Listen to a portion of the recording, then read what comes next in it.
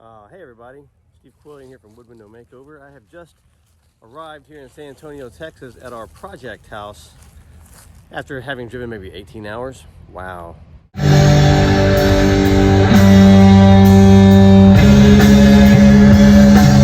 So right behind me is going to be our classroom where we're going to focus on, I think, these 4 windows, and we're going to teach our students how to restore them. So let's have a closer look. Well, here we are looking at the windows here. It looks like the screens will have to come off. Isn't that nice?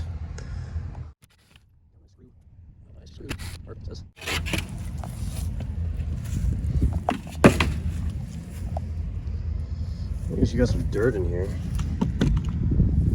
That's not bad. Looks like glazing's ready to come out. That's good.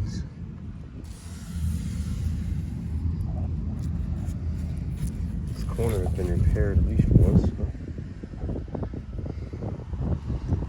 So I think that when we go to restore these 4 windows, we'll probably restore it from here, this corner, to that corner. Because I guess in a question like this is, you know, when the windows and the trim are all kind of like part of a whole, you know, well, a lot of times, like here, look at this one across over here. See, that trim around there is isolated to that window, so painting that trim is not a big deal, right? On this one though, it's all part of the whole band of the house. I mean, this sill here bands all the way around the house. See that? It connects in the corner really nice. And it does the same thing like right up there. So what's a good stopping point? Now, usually, if we're gonna work a question now, look, see this gap here? Look how it slopes up there. Let's look at it from here. So you can see there's a gap over here versus there, okay? And that same gap is repeated on all of these, right? Which indicates to me that it is sloping downhill, right? That way? Okay, so the question is, when we go to fix these windows, do we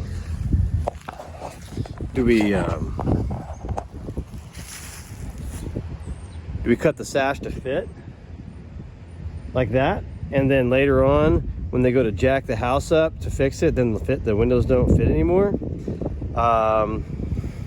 Maybe that's what you do, but it seems like maybe a better option is to just let them fit kind of how they fit at the bottom without trimming them too much, because if you trim them too much, then they'll be too short, right? So I guess we'll have to see what we're actually going to do. Let's open them up and see how they actually function, because it's hard to tell, you know, just without actually opening them up and seeing how they work, you know. So we'll be doing that on Monday, day after tomorrow. Today's Saturday, by the way.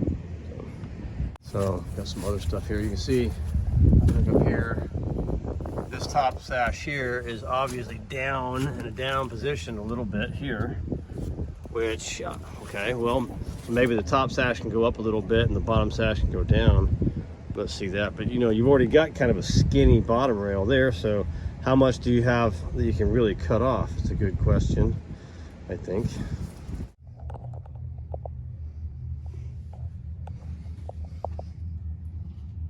Down position. This is interesting. You find this kind of stuff a lot, right? Okay, because like,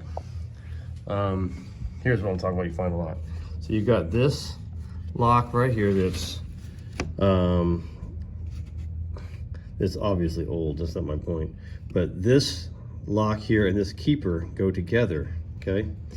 And when everything's functioning right, it will do 2 things. It will push the top sash, this thing, in an upward direction, and this bottom sash will shut down, but it'll also suck everything together. The other thing that's cool about this particular style is that this is like steel and it's bendable, so there's actually some adjustment in this little tongue right there to get it, you know, It's because if something's not lining up right, you can take a screwdriver or pliers and bend this back and forth to adjust the fit and the operation of it. But what I want to talk about, what I want to point out is there's a difference, right? Because look, here you've got the same kind of lock, but you've got a different kind of keeper.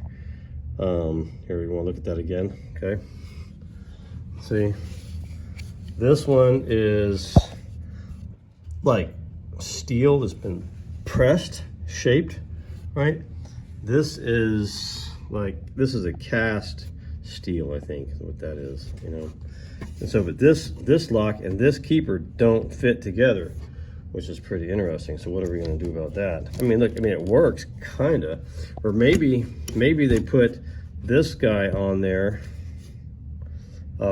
because of the way the windows are fitting. You can see like the meeting rails aren't lining up. So then I got same type of thing over here where the meeting rail is really off, right? Boom, like it's like a 1/2 inch or something, maybe even 5/8.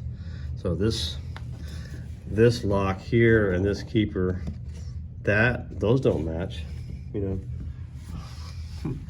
This lock and that keeper, I mean, it's working, but it's not the right one. The only one that's right is this one. So here's a good question. What do we do to restore that? Do we find some of these to match and to supplement the other ones, or do we use it as it is and hope that the windows work properly? Do they work for the windows properly once we get everything adjusted and fit right? That's a good question, right? I don't know. So here, maybe look at these other windows, see what they have. Same thing. I don't understand. Maybe, I don't know, maybe I'm just wrong. Ah, see, like this one is, as I would expect, this and that go together, right? So, let's find another one. So this is this window over here. See that? That is as it should be. Wow. I don't know. I guess we'll find out, huh? As we go along. Well, all right, I guess I'm gonna take off now. I'm really looking forward to meeting with my class on Monday as we work to put these windows back and their proper performance and maybe polish them up a little bit, maybe a lot, depending on what we had time for. But we're focused on the sash first and then the frames.